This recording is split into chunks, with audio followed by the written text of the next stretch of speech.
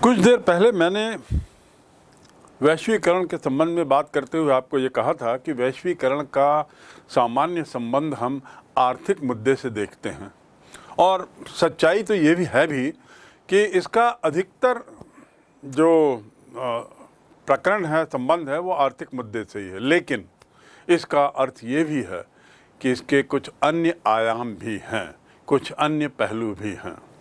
सामान्यतया वैश्वीकरण की धारणा में जो अन्य आयाम हैं उसमें पहला है व्यापार। व्यापार से अर्थ है कि बिना किसी बाधा के, बिना किसी दिक्कत के, कठिनाई के कैसे एक दूसरे के साथ बेहतर व्यापारिक संबंध बनाया जाए, वस्तुओं का आदान प्रदान सरल किया जाए, और किसी तरह की बाधा आती हो तो उसे कैसे दूर किया जाए। ये व्यापार से जुड़ा आयाम। दूसरा है तकनीकी प्रवाह।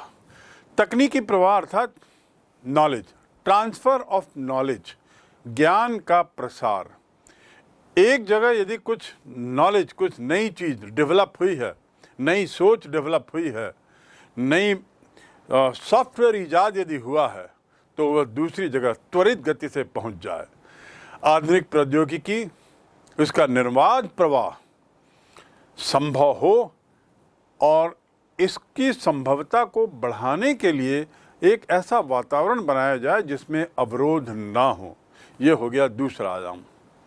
तीसरा और सबसे महत्वपूर्ण है, वह है पूंजी का प्रवाह। पूंजी के प्रवाह से मायने हैं कि विभिन्न देश स्वतंत्र रूप से अपने यहाँ की मुद्रा को दूसरे देशों की मुद्रा से बदल सकें और उसमें किसी भी तरह की बाधा ना आए। इस सरल प्रवाह को संभव बनाने के लिए आवश्यक परिस्थितियों का निर्माण करना, ये वैश्वीकरण का एक आयाम है। अर्थात पहले तीन बिंदु जो हम देखे, तीनों बिंदुओं में एक चीज़ आपने पाई है, परिस्थितियाँ। ऐसी स्थितियों का निर्माण करना जो आदान प्रदान में सहूलियत प्रदान करे। चौथा आयाम है श्रम का प्रवाह। इसमें भी वही बात है, निर्बाध प्रवाह श्रम। श्रम से तात्पर्य क्या है? लेबर। जब हम फैक्टर्स ऑफ प्रोडक्शन की बात करते हैं, जिसे अंग्रेजी में फैक्टर्स ऑफ प्रोडक्शन कहते हैं, तो चार तत्व इसके रहते हैं: लैंड, लेबर, कैपिटल और ऑर्गेनाइजेशन। इनके बीच के संबंध जो हैं, इन चार फैक्टर्स ऑफ प्रोडक्शन के बीच के संबंध, इन संबंधों में किसी भी तरह का व्यवधान ना हो और दूसरे देशों के साथ इनके आदान प्रदान में सरलतम मार्ग हो, न्यूनतम बाधाएं हों, तो वैश्वीकरण की प्रक्रिया की ओर हम बढ़ते हैं। श्रम के बाद अंतिम है मानव एकता। सामाजिक और सांस्कृतिक संबंध, इन संबंधों का प्रश्रय देते हुए हम भाईचारे की भावना, मानव एकता की भावना, इसको प्रोत्साहित करते हैं इस वैश्वीकरण की प्रक्रिया में। इन पांचों आयामों पर हम विस्तार से आगे बात करेंगे, इस बात को समझने के लिए कि पूंजी के प्रवाह से क्या मायने हैं और उसके लिए क्या उचित वातावरण है, व्यापार के आवाजाही के क्या मायने हैं और उसके लिए किस तरह की परिस्थितियां निर्मित हों। पर फिलहाल आपको समझना है ये पांच आयाम जो अभी हमने देखे। संक्षेप में, वैश्वीकरण जो है वो राष्ट्रों की सीमाओं से परे होता है। विमल जालान जी के शब्दों में, जैसा मैंने बताया, स्वहित को छोड़कर परहित को प्राथमिकता देना, अपने देश, अपने राष्ट्र के हित को छोड़कर वैश्विक हित को सर्वोच्च स्थान देना, यही वैश्वीकरण है। राष्ट्र की सीमाओं को पार कर आर्थिक लेन देन की प्रक्रियाओं, उनके प्रबंधन और उनके मूवमेंट में सरलता लाना, देश की अर्थव्यवस्था का वैश्वीकरण, विकासशील देशों जैसे भारत को नई चुनौतियां और नए अवसर प्रदान करता है, इस बात को हम यहाँ पर नोट कर लें, क्योंकि ये एक बहुत महत्वपूर्ण बिंदु होता है। उदाहरण के लिए यदि मैं छत्तीसगढ़ की बात करूं, तो छत्तीसगढ़ के एक क्षेत्र में हीरा पाया जाता है। छत्तीसगढ़ निवासियों के लिए संभवतः हीरा उतना उपयोगी तो नहीं है, लेकिन हीरे के उत्पादन और इसके निर्यात से छत्तीसगढ़ का बहुत विकास हो सकता है। इस विकास की जो प्रक्रिया है उसमें वैश्वीकरण शामिल है, अर्थात छत्तीसगढ़ सरकार को ये देखना होगा कि कैसे हीरे की उपलब्धता से ज़्यादा इस क्षेत्र का विकास किया जा सकता है। अर्थात मार्केट कौन सा है विश्व में जहां हमारा हीरा बेचा जा सकता है, मार्ग कौन सा है जहां से हमारा हीरा भेजा जा सकता है, प्रबंधन व्यवस्था कैसी होगी जो सुनिश्चित करे कि हीरे का व्यापार समुचित तरीके से, लाभदायक तरीके से हो। अब ये मार्ग, मार्केट और प्रबंधन, इसको वैश्विक व्यवस्था से जोड़ना, ऐसी व्यवस्था से जोड़ना जिससे ये तीनों कार्य सरल हो जाएं, यही वैश्वीकरण है। इसके अलावा जब वैश्वीकरण की प्रक्रिया से सभी देश जुड़ रहे हैं तो स्वाभाविक रूप से प्रतिस्पर्धा भी हो रही है। एक विकासशील देश जिस चीज़ का उत्पादन कर रहा है, दूसरा विकासशील देश भी उसके उत्पादन से लाभ कमाना चाहता है। दूसरी ओर एक विकासशील देश जहां अपने किसी उत्पाद का निर्यात करना चाहता है उचित कीमत पर, दूसरा देश भी उससे पीछे क्यों रहेगा, वह भी निर्यात चाहता है। तो वैश्वीकरण का एक और पहलू है प्रतिस्पर्धा, बढ़ती प्रतिस्पर्धा। इस बढ़ती प्रतिस्पर्धा को, अंतर्राष्ट्रीय स्पर्धा की चुनौती का सामना करने के लिए अपने आप को, देशों को तैयार रहना पड़ेगा, तैयार करना पड़ेगा। भारत भी इसमें बहुत सुचारू रूप से सोच विचार के साथ अपने को अंतर्राष्ट्रीय व्यवस्था में जोड़ रहा है, और इस जोड़ने की प्रक्रिया में उसकी जो दिक्कतें आ रही हैं उसका अध्ययन इसके बाद होगा।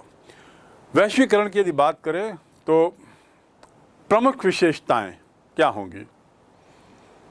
देश की व्यवस्था को अंतर्राष्ट्रीय व्यवस्था के साथ जोड़ना, जैसा मैंने बताया अपने हित को छोड़कर विदेशी हित से जोड़ना, इसे कहते हैं इंटीग्रेशन। इसे कहते हैं इंटीग्रेशन अर्थात एकीकरण, एकीकृत करने का, सामंजस्य बैठाने की प्रक्रिया, ये पहली विशेषता। दूसरी विशेषता वही चार बातें जिनके बारे में मैंने पूर्व में बताया, पूंजी, सेवा, तकनीक और इसके अलावा सिद्धांत। इनका विदेशी पद्धति से, विदेशी सिस्टम से इनको अपने को जोड़ लेना, ये इसकी दूसरी विशेषता है। और ऐसा जोड़ते हुए सुनिश्चित करना कि मार्ग में किसी तरह की बाधाएं ना आए, और ये बाधाओं से तात्पर्य है एक्सचेंज में बाधा ना आए, आदान प्रदान में बाधा ना आए। तीसरी विशेषता बहुराष्ट्रीय कंपनियां। पहले क्षेत्रीय कंपनियां होती थी, विस्तार होते होते राष्ट्रीय कंपनियां हुई, और अब बहुराष्ट्रीय कंपनियों की बात होती है, जिसे अंग्रेजी में कहते हैं मल्टीनेशनल कंपनीज। आज मल्टीनेशनल कंपनीज का अंबार लगा हुआ है। ऐसी कंपनियां जिनका कम से कम 10, 15, 20, 100 देशों में व्यापार चल रहा हो, ऐसी कंपनियां बहुत भारी संख्या में आ रही हैं। ये क्यों संभव हो रहा है? वैश्वीकरण के कारण।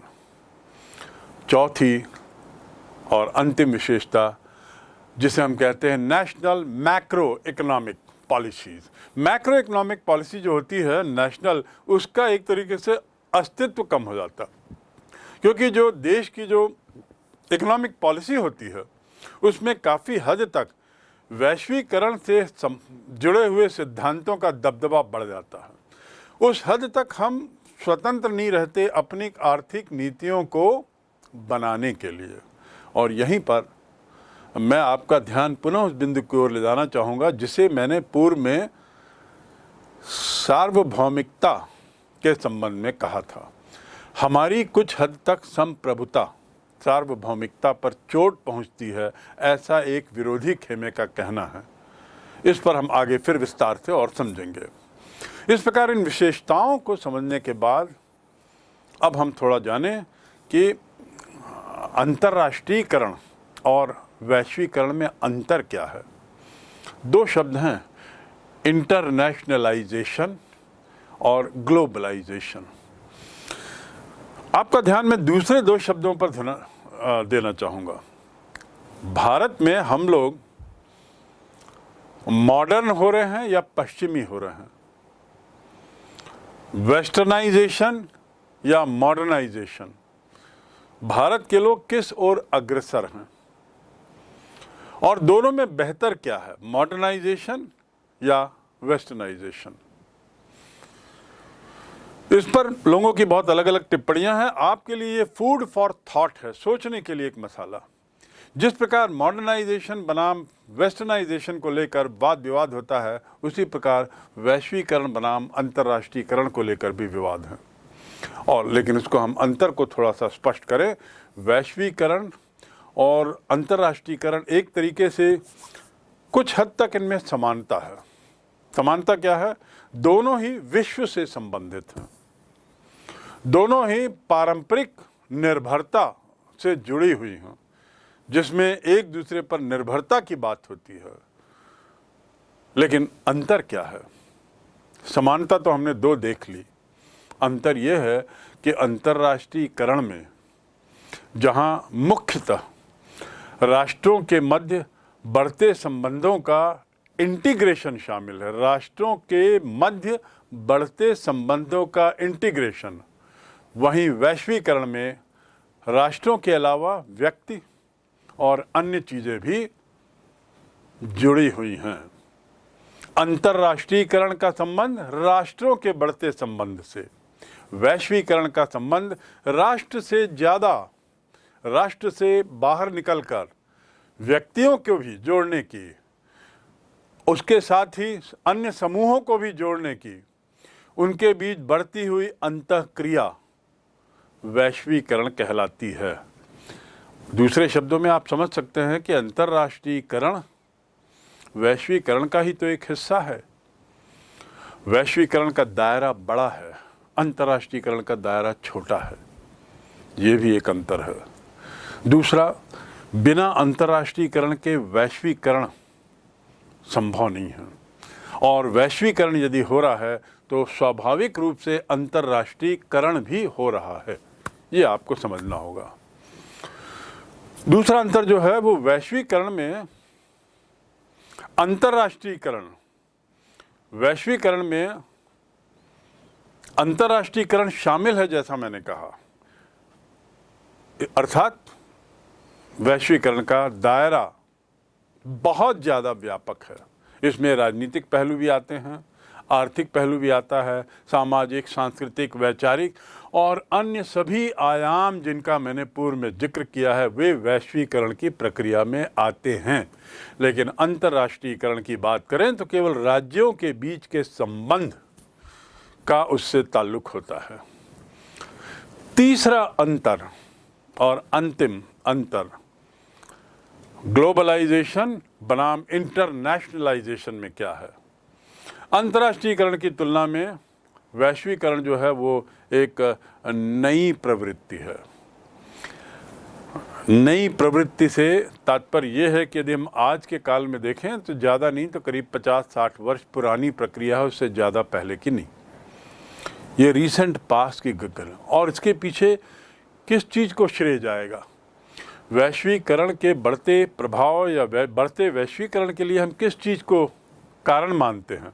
जैसा मैंने बिल्कुल प्रारंभ में बताया था, दो कारण। कौन से? संचार माध्यमों का बढ़ता प्रभाव और आवागमन, औद्योगिकीकरण।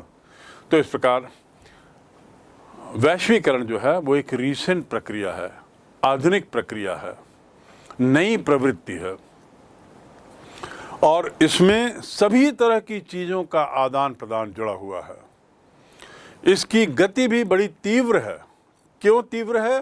क्योंकि इसके लिए भरसक प्रयास किया जा रहा है विश्व स्तर पर कि किसी भी तरह की बाधाएं, अवरोध इस आदान प्रदान के मार्ग में न हो। मैकुलन के अनुसार इन साधनों के कारण जो वर्ल्ड है वो एक वर्ल्ड विलेज बन गया है, जिसे हम ग्लोबल विलेज कहते हैं। प्रारंभ में भी इस शब्द का आपको जिक्र किया गया था, ग्लोबल विलेज। अब विलेज शब्द क्यों जुड़ा हुआ है, ग्लोबल वर्ल्ड क्यों नहीं? विलेज इसलिए क्योंकि एक गांव जो होता है वो गांव हर दृष्टि से अपने तय आत्मनिर्भर रहता है। गांव स्वयं में मार्केट है सभी चीज़ों का, गांव स्वयं में सारे उत्पाद भी हैं, उत्पादन भी है, और गांव में ही क्रय विक्रय के लिए जो आदमी चाहिए, पूंजी चाहिए, सब कुछ गांव में। अर्थात एक गांव जो है वो स्वयं में एक दुनिया है। इसको लेकर कहा जा रहा है कि विश्व भी एक गांव की तरह स्वयं में एक परिपूर्ण दुनिया हो गई है, और इसलिए शब्द है ग्लोबल विलेज। इतना जानने के बाद अब हम अगले बिंदु पर आते हैं, और वह है वैश्वीकरण या भूमंडलीकरण का विकास। जैसा कि मैंने आपको बताया कि ये एक रीसेंट प्रक्रिया है, गत कुछ वर्षों में बढ़ी है, 40 वर्ष 50 वर्ष। तो थोड़ा इतिहास हम जानें। लगभग 3 दशक पहले आर्थिक और राजनीतिक संबंधों का भूमंडलीकरण नहीं हुआ था। लगभग 3 दशक पहले, अर्थात इतनी नई घटना है कि हम इसे इस 20वीं-21वीं शताब्दी के प्रारंभ से ही देख सकते हैं, वैश्वीकरण की प्रक्रिया की शुरुआत। आखिर इसमें ऐसी क्या बात हुई जो अचानक वैश्वीकरण प्रारंभ होता है और इतनी तीव्रता से गति पकड़ता है? सोवियत संघ का आपने नाम सुना होगा, USSR, union of Soviet socialist Republic, जिसे रूस कहते थे, लेकिन वास्तव में रूस एक देश का नाम है। पूर्व में वह था सोवियत संघ, और सोवियत संघ का अस्तित्व 1990 तक ही था। उसके बाद वह पूरी तरह टूट गया, विघटित हो गया और 15 नए राष्ट्रों में बना। उसमें से एक राष्ट्र का नाम है रूस। मैं बात कर रहा हूं 1990 के समय की। भूतपूर्व सोवियत संघ हम उसे कह सकते हैं। भूतपूर्व सोवियत संघ 1990 के पहले एक महाशक्ति के रूप में था, और दूसरी महाशक्ति कौन सी थी? अमेरिका, संयुक्त राज्य अमेरिका, यूएसए बनाम यूएसएसआर। इन दोनों के बीच में बड़ी प्रतिद्वंदिता थी। किस बात को लेकर? विश्व में अपनी वर्चस्वता को बनाए रखने के लिए। इस वर्चस्वता को लेकर आपने शीत युद्ध के अध्याय में और उसके अलावा 2 अन्य अध्यायों में 2 ध्रुवी विश्व और फिर समकालीन विश्व में अमेरिका का वर्चस्व, इस पर आपने विस्तार से पढ़ा है। तो मैं उस विस्तार पे ना जाकर के संक्षिप्त में थोड़ा सा बताऊंगा कि आखिर ये 2 देशों के वर्चस्वता का मुद्दा कितना गहरा था, और आखिर क्यों ये 2 महाशक्तियां एक दूसरे के प्रति इतना खौफ खाई हुई थी। कारण था विचारधारा का। विचारधारा का जो झगड़ा था उसको लेकर पूरे विश्व 2 खेमों में बंट गया। सभी देशों के बीच में राजनयिक और आर्थिक संबंध नहीं थे, क्योंकि वे 2 खेमे में बटे हुए थे। हाँ, भारत और भारत जैसे कुछ अन्य 100 देश इस 2 खेमे के विभाजन से हटकर एक तीसरा खेमा बनाए हुए थे, जिसे हम नॉन अलाइंड खेमा कहते हैं, गुट निरपेक्ष खेमा। अब जब 2 खेमों में बटा तो निश्चित रूप से आदान प्रदान भी नहीं था एक दूसरे के बीच। संयुक्त राष्ट्र संघ की सदस्यता तो व्यापक थी, किंतु सोवियत संघ, पूर्वी यूरोप और उसके कुछ अनुगामी देश जो एशिया और अफ्रीका में थे, वे संयुक्त राष्ट्र संघ की कुछ महत्वपूर्ण संस्थाओं के सदस्य नहीं थे।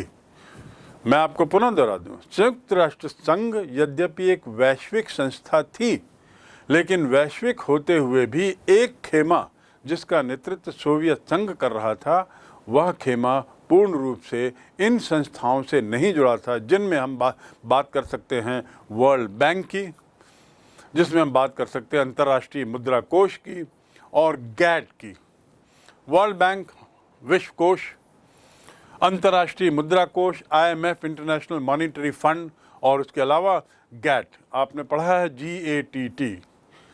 ये जो संस्थाएं थी, इनका संबंध मुद्रा के प्रचार प्रसार, व्यापार और आर्थिक विकास को लक्ष्य में रखकर ये संस्थाएं बनी थी, और इनमें ये वाले देश शामिल नहीं थे जिनका नेतृत्व सोवियत खेमा कर रहा था, सोवियत संघ कर रहा था।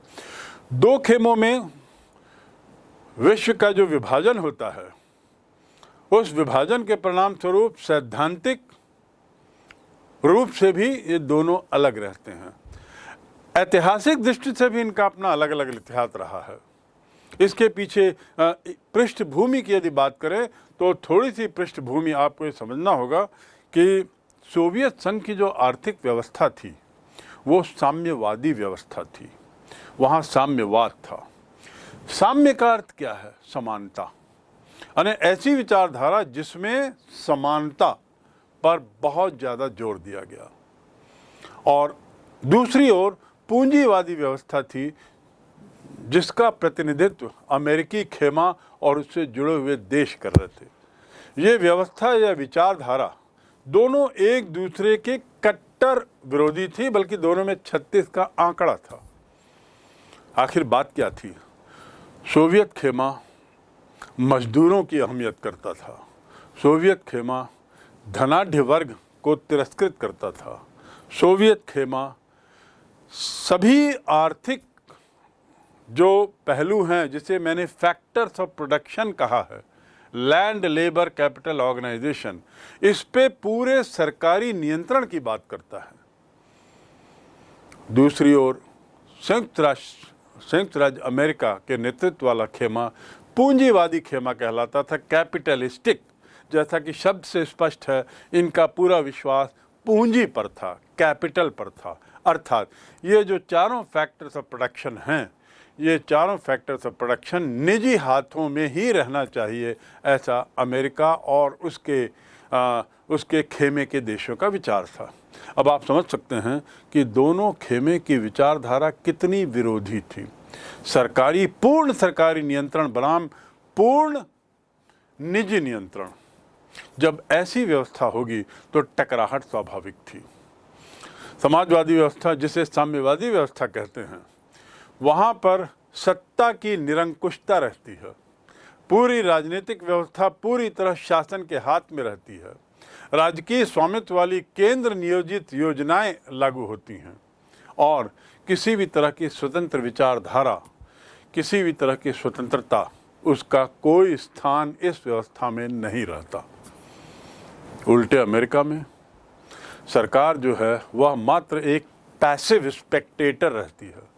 सरकार का काम केवल इतना ही रहता है कि वह वहाँ के देश की सीमाओं की सुरक्षा करे, लोगों के विदेशी आक्रमण से सुरक्षा करे और कानून व्यवस्था की स्थिति को बनाए रखे।